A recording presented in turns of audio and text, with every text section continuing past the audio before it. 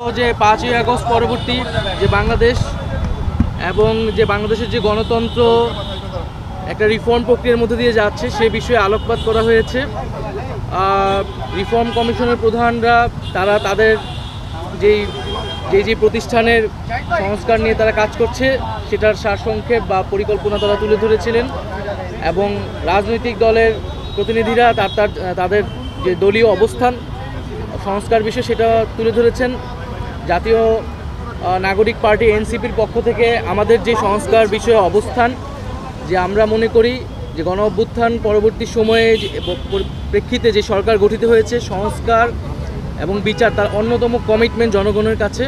ফলে মৌলিক সংস্কারের ভিত্তি এই সরকারের সময়ই তৈরি করতে হবে এবং সকল রাজনৈতিক দল মিলে যে একটা ঐক্যমত পোষণ করতে হবে, যেটা জুলাই সনদের কথা বলা হচ্ছে, সেই জুলাই সনদে স্বাক্ষরের মাধ্যমে আমাদের জনগণের কাছে আমাদের যে কমিটমেন্ট সংস্কারের যে ধারাবাহিকতা সেটার বাস্তবায়নের জন্য আমরা জুলাই সনদে তার দ্রুত বাস্তবায়নের কথা বলেছি এবং সংবিধান সংস্কার বিষয়ে আমাদের যে অবস্থান যে গণপরিষদের মাধ্যমেই সংবিধান সংস্কার করতে হবে, অন্যথা পার্লামেন্টে সংবিধান সংস্কার টেকসই হবে না। বাংলাদেশের ইতিহাস থেকেও আমরা এটাই দেখতে পাই। তো আমাদের সেই দলীয় অবস্থান আমরা সংক্ষেপে বলেছি।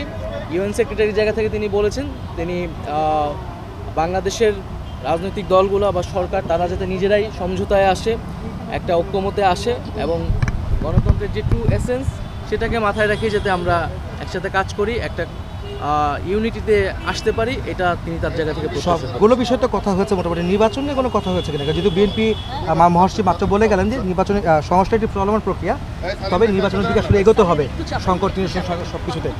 আপনারা কি নির্বাচন নিয়ে কোনো কথা বলেছেন কিনা?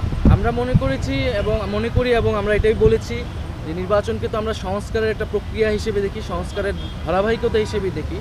কোনো রকম সংস্কার ছাড়া সংস্কারবিহীন নির্বাচন তো কোনো কাজে দেবে না। এটা অন্য সকল রাজনৈতিক দলও এটার সাথে একমত পোষণ করে। এখানে মতপার্থক্যগুলো হচ্ছে কোন সংস্কারটা কখন হবে, ইলেকশনের আগে কখন হবে, পরে কতটুকু হবে, সেটা আমরা মনে করি যে জুলাই সনদের মধ্যেই আমরা সেটার বাস্তবায়ন হলে যেই মতপার্থক্যগুলো সেগুলো কিন্তু কেটে যাবে এবং আমরা এক ঐক্যমতে আসলে আসতে পারব। সংবিধান পরিবর্তন সংক্রান্ত কোনো কথা আপনারা বলেছেন কিনা? এখানে তো আসলে খুব বিস্তারিত আলাপের বিষয়ে সুযোগ ছিল না। আমরা সংস্কার বিষয়ে ওভারঅল আলাপ করেছি এবং সংবিধান সংস্কার বিষয়ে আমাদের যেটা বক্তব্য সেটা আমরা বলেছি যে আমরা গণপরিষদের মাধ্যমে নতুন সংবিধানই বলি, সংবিধান সংস্কারই বলি, গণপরিষদ ছাড়া সংবিধানের মৌলিক কোনো পরিবর্তন আসলে কিন্তু টেকসই হবে না। সেই জায়গা থেকে আমরা গণপরিষদ নির্বাচন চাচ্ছি, আর সামনের যেই জাতীয় নির্বাচনটা একই সাথে আইনসভা এবং গণপরিষদ নির্বাচন এবং পাশাপাশি আমরা বিচারের বিষয়টা বলেছি এবং সার্বিকভাবে ইউএনকে আমরা ধন্যবাদ জানিয়েছি যে জুলাই গণঅভ্যুত্থান এবং তার পরবর্তী সময়ে তারা বাংলাদেশের এই রিফর্ম প্রসেস সহ বাংলাদেশেরকে নানাভাবে সহযোগিতা করেছে। তো এই বিষয়গুলো মূলত বিচারের বিষয়ে জাতিসংঘ কোনো সহযোগিতা চেয়েছেন? জি, আমরা তাদের কাছ থেকে ওভারঅল এই বিচার এবং সংস্কার সহ এই সার্বিক বিষয়ে সহযোগিতা চেয়েছি, ধন্যবাদ জানিয়েছি এবং তারা জাতিসংঘের যে সেক্রেটারি তিনি এটাই বলেছেন যে বাংলাদেশে যাতে আমরা নিজেরাই একটা ঐক্যমতে আসতে পারি, আমরা যদি নিজেরা ঐক্যমতে আসতে পারি তাহলে তারা তাদের জায়গা থেকে সার্বিক সহযোগিতা। আপনার কাছে কি মনে হয় সেই প্রক্রিয়া কত? Thank you.